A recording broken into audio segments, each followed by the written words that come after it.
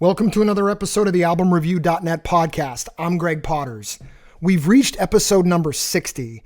It feels like yesterday that we released episode number 1. For this one, number 60, I want to revisit punk music.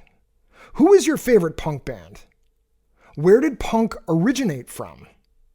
Who were the first to claim they were playing punk? These questions can be mulled over time after time after time. One band that's surely punk, but interestingly blurred the lines between punk, new wave, and early 80s pop are the Pretenders. This is a review of the Pretenders' debut self-titled album from 1979-1980. Wait. Why did I just say 1979-1980? Sit back and listen, you'll find out. But Ian, this is a 44 Magnum, the most powerful handgun in the world, and would blow your head clean off. You've got to ask yourself one question. Do I feel lucky? Well, do you, punk?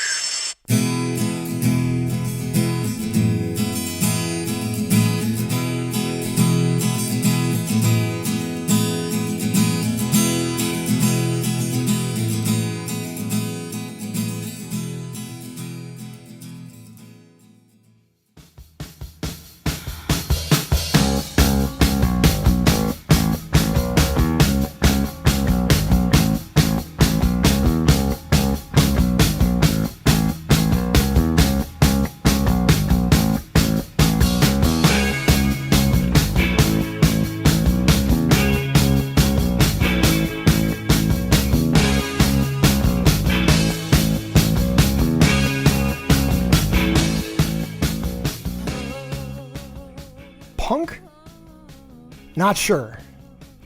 Maybe what would eventually become 70s punk mixed into a blender with 80s new wave.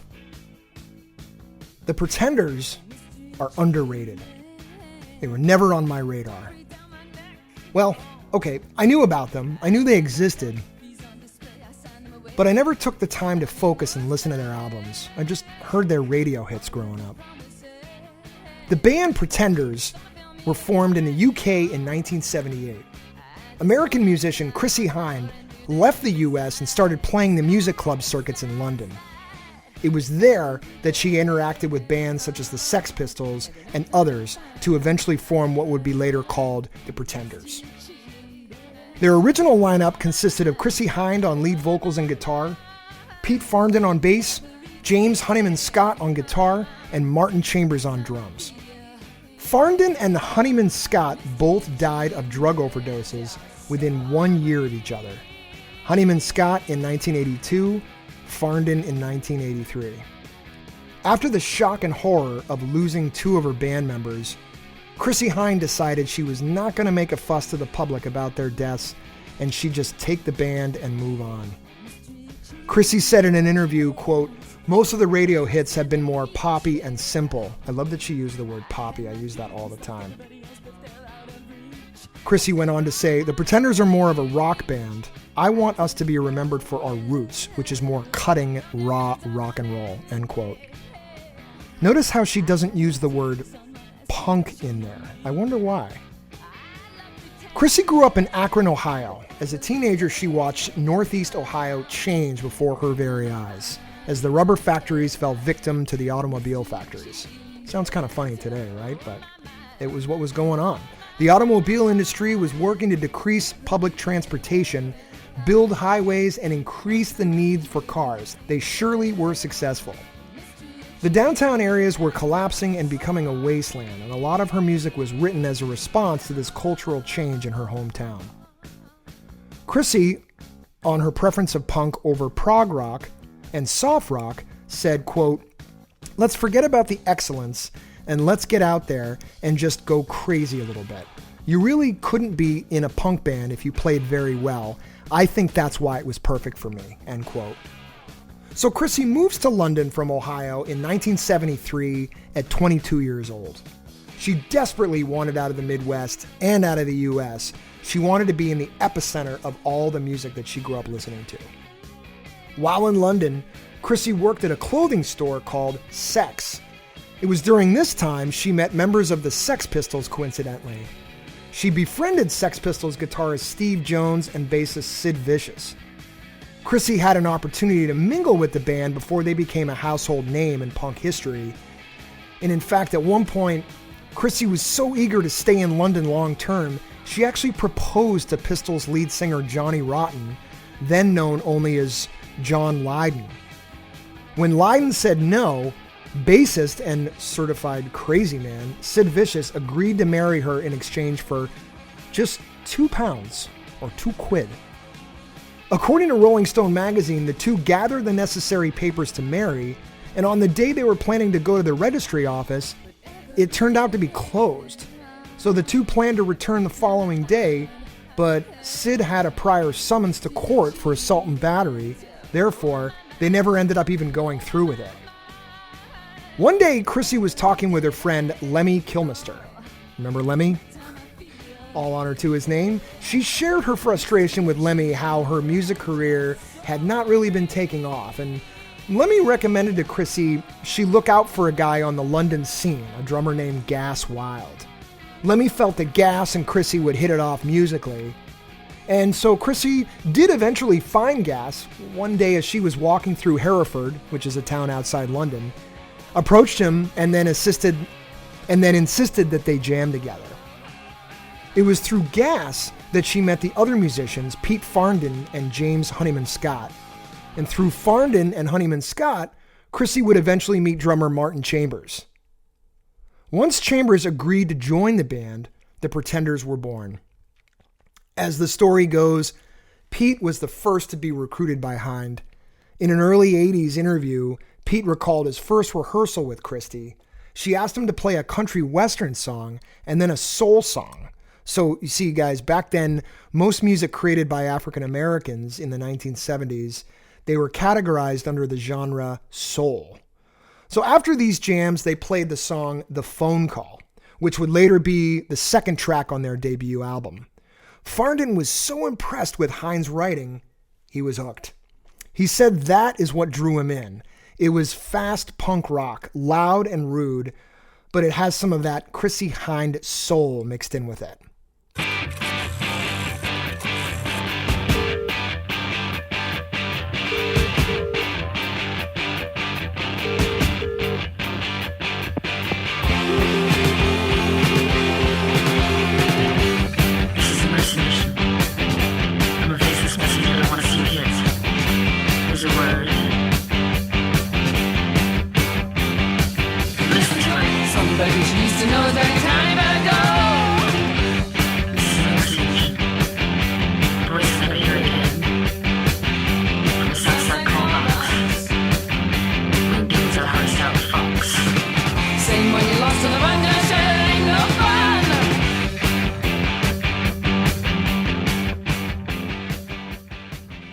The group's very first single was a Kinks cover called Stop Your Sobbing, which was released nearly a year before their first album. Kid would be the second single, again before the album was officially released. Stop Your Sobbing, a Kinks cover, is baked in the early 1960s happy-go-lucky swing sound, I think.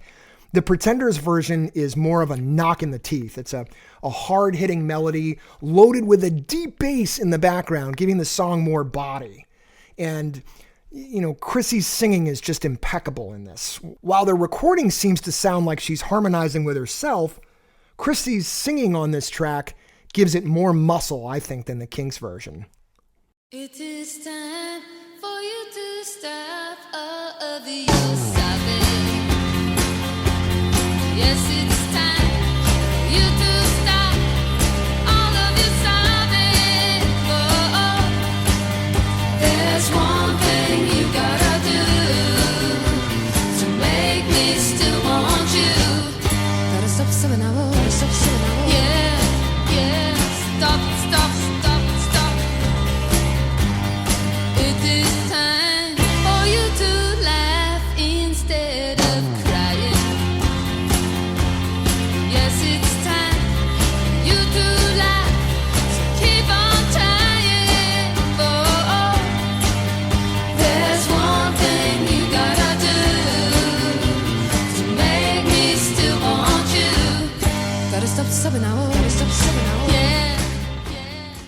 The song Kid sounds like a track that you'd hear at an early 80s high school dance. It's got a romantic feel to it. Hynde's vocals are melodic and well sung, never really missing a key. Kid is a simply written song with a dirtier bridge that leads into another sweet, pleasant guitar solo. And each time I listen to it, I feel like I'm back at that 6th grade dance. I can remember the feeling of dancing with a girl only to be shattered when I would later look up and see her dancing with another guy. I would think to myself, why didn't I just go back up to her and ask her to dance again? I'm so stupid. I guess I was too busy stealing my buddy's hat. That was literally what we would do at those stupid dances. The track certainly has an 80s junior high or high school heartbreak theme to it, but overall, the writing is solid. The bass guitar leads the charge, with the guitar being present, but not overtaking the song. Just a sweet, simple track that brings back memories, even if you've never heard it before.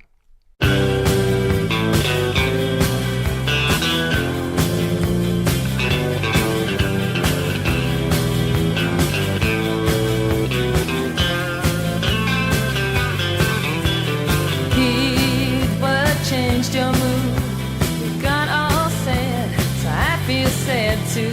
I think I know some things you never outgrow. You think it's wrong, I can tell you do. How can I explain? You don't want me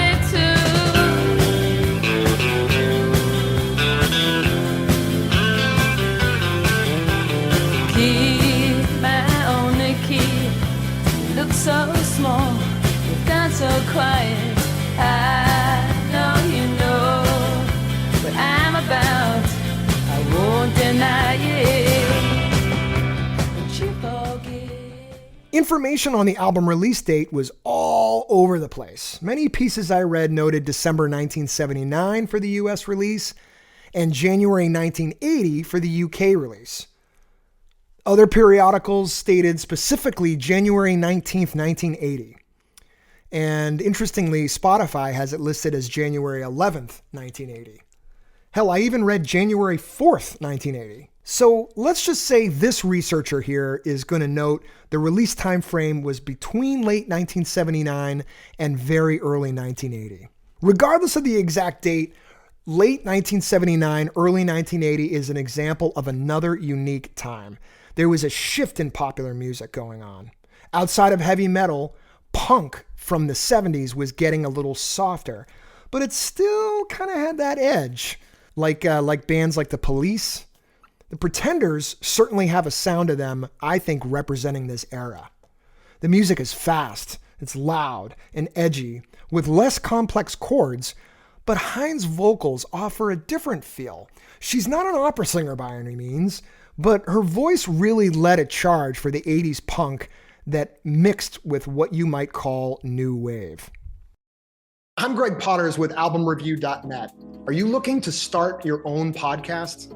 I can save you a ton of time and money by helping you launch, publish, and grow your podcast. So this includes things like finding the equipment, the software, and tips and tricks that are going to be right for you and your budget.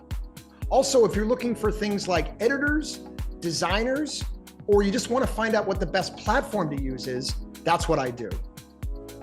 So you can find me at albumreview.net or message me directly at gpotters@albumreview.net. I'm once again delighted to be reading up on, researching, and watching interviews of these bands that I review.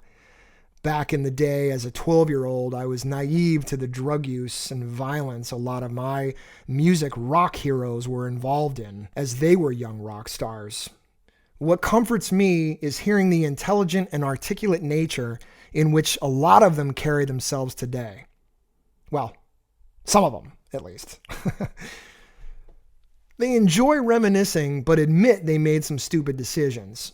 Chrissy Hynde is no exception to this. She is articulate, well-educated, reflective, deliberate, sober, and looking to put the old days behind her. So produced by Chris Thomas and Nick Lowe, the band's debut album kicks off with the song Precious. If you're expecting this to sound like 70s punk, you're on the right track, but you can hear something different in this song.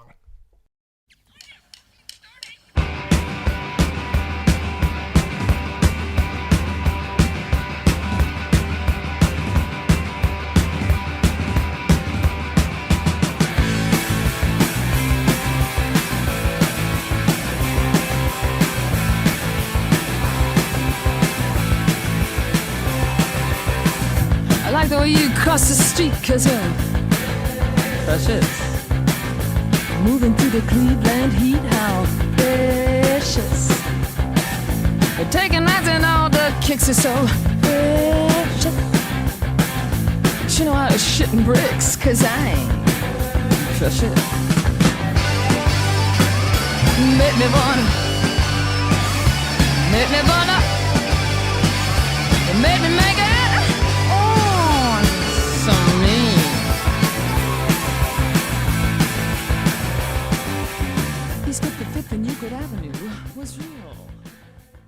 Hynde wastes no time giving you a taste of what was to come in the 1980s. Pete Farndon's bass leads the charge. Each time Hynde and Honeyman Scott strum their guitars, the foundation of the song is led by Farndon and Chambers' rhythm section. There is no hoopla or special effects on this album. It's raw, deliberate, and definitely not overproduced. But unlike many 70s punk songs, Hynde's writing is really creative. Recorded in London from late 1978 into early 1979, the album is void of your standard 3-chord songs. Many of the tracks on this debut include time changes, directional changes, and harmonization that perks up your right ear and leaves your left ear wanting more. To me, the third track, Up the Neck, is the album's strongest. But there are 11 others if this doesn't tickle your fancy. Up the Neck is a swingy, catchy melody with an infectious opening riff. When Hynde's vocals break in, I feel like swinging my head from left to right over and over and over again.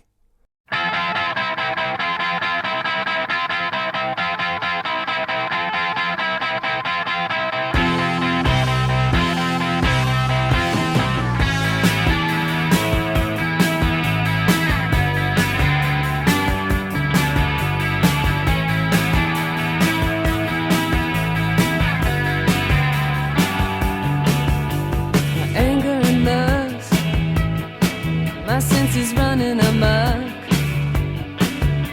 bewildered and deluded. Have I been hit by a truck? When my tongue lay inside his teeth, felt like the time in the womb. But I woke up with a headache, split my skull, alone in the room. I got down on the floor with my head pressed between my knees. The bed with my teeth sunk into my own flesh. I said, baby, oh, sweetheart.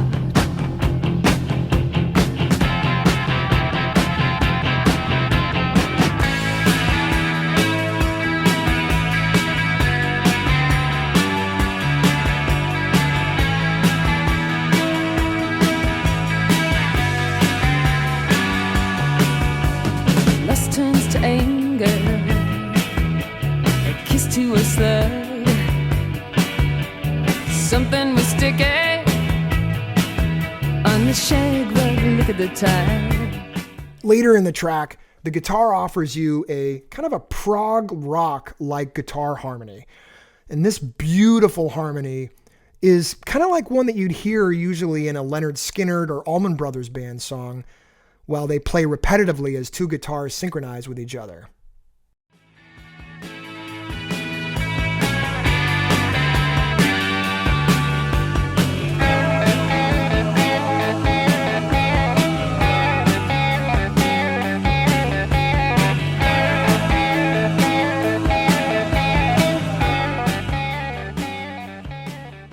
The song Tattooed Love Boys gives you more of a 70s punk feel, I think. It's fast with a distorted guitar that guides the song over the basic riff. Again, it's simple, but it's not.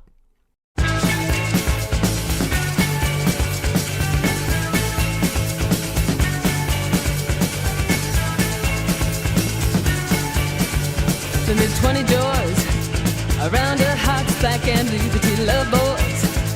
I tore my knees of getting to you cause I needed to find out what the thing was for. I've been reading, and then the time came to explore. I went haywire cause I thought like I like it. Little tease, but I didn't mean it. But you mess with the good stuff, you gotta pay.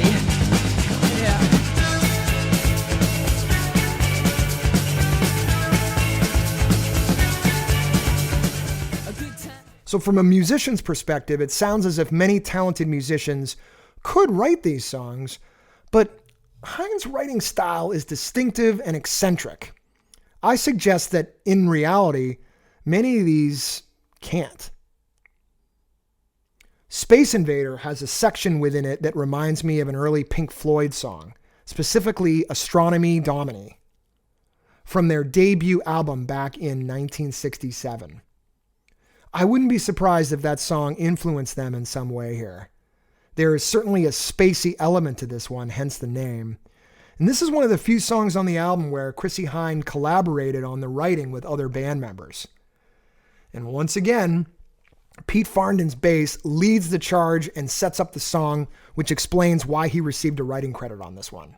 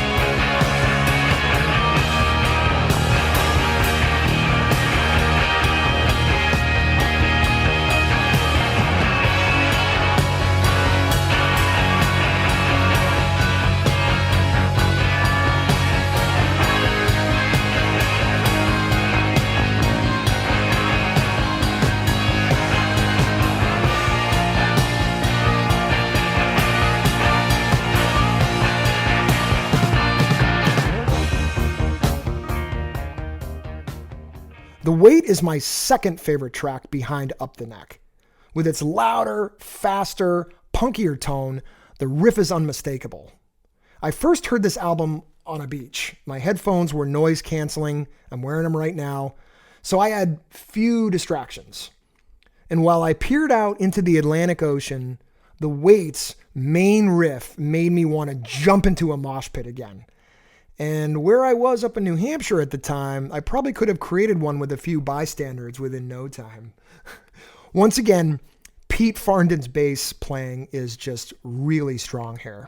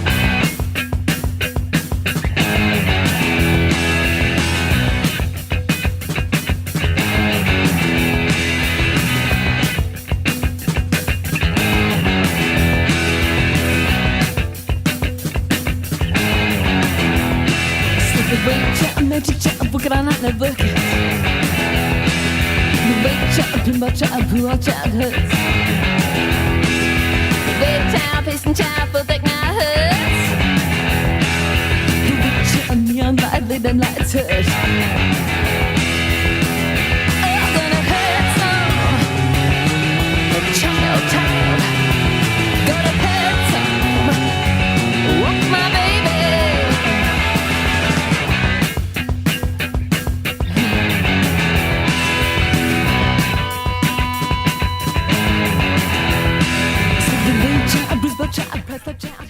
Unfortunately, Pete Farndon's life post-Pretender's debut release didn't last long, as I mentioned earlier, he died in April 1983 after overdosing on heroin. So by summer 1983, Chrissy had lost 2 of her bandmates in the span of 1 year. 2 members.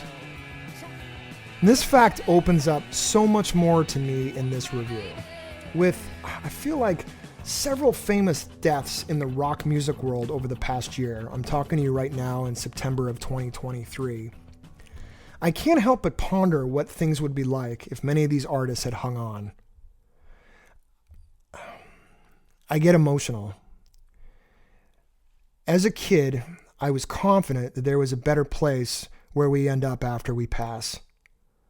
I was positive if I just played by the rules, worked hard, was a good person, and gave back to society, that everything would be okay. I'm not sure that theory holds true anymore.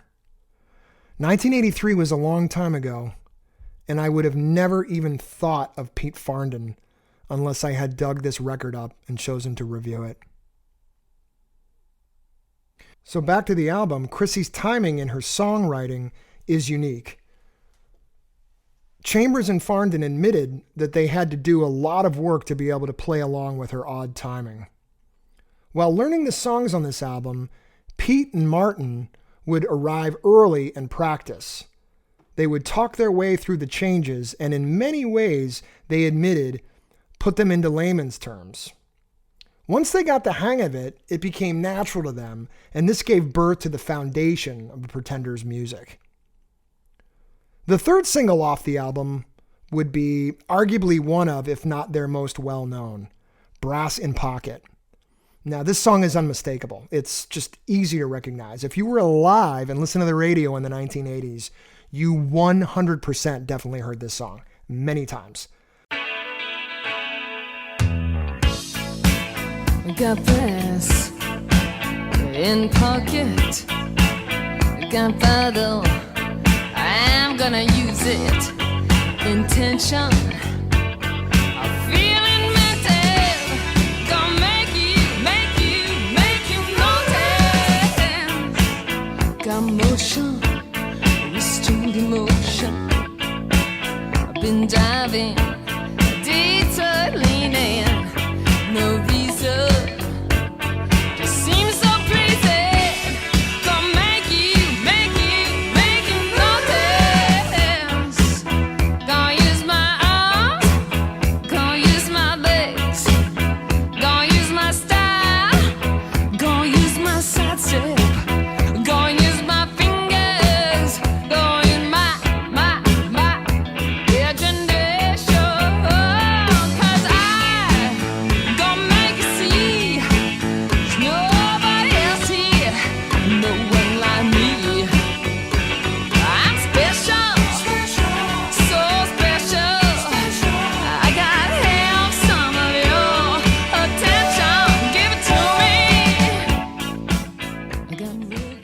No surprise, Pete Farndon's bass leads the song with Hynde's unforgettable guitar lick sitting on top.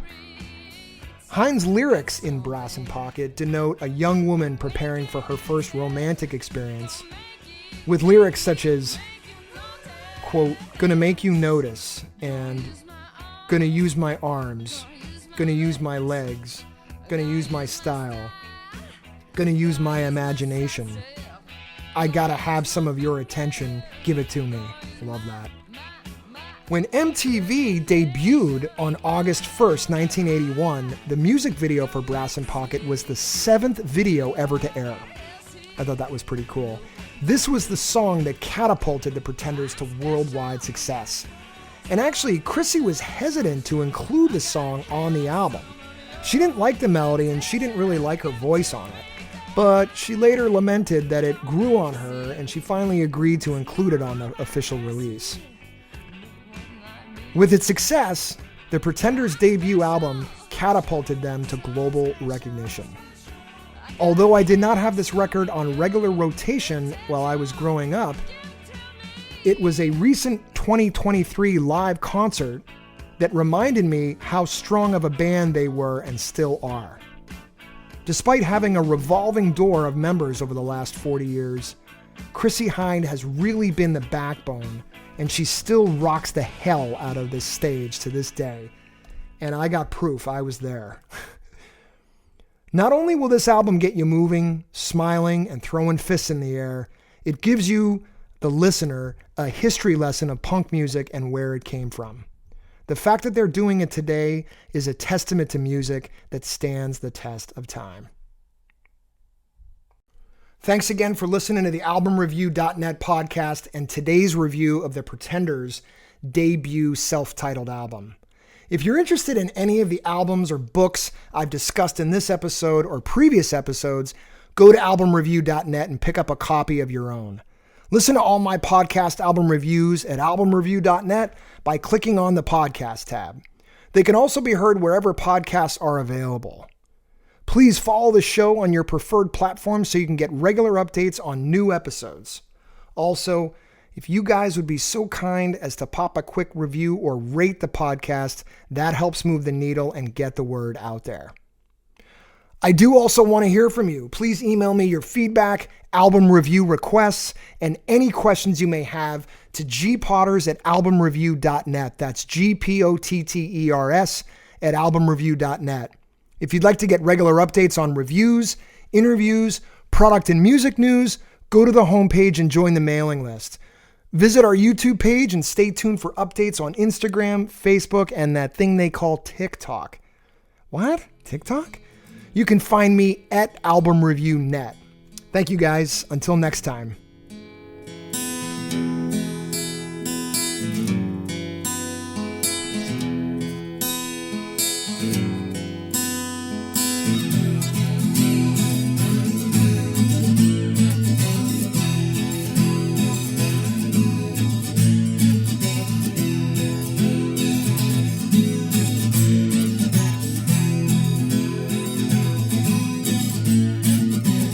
Take a trip down by the highway.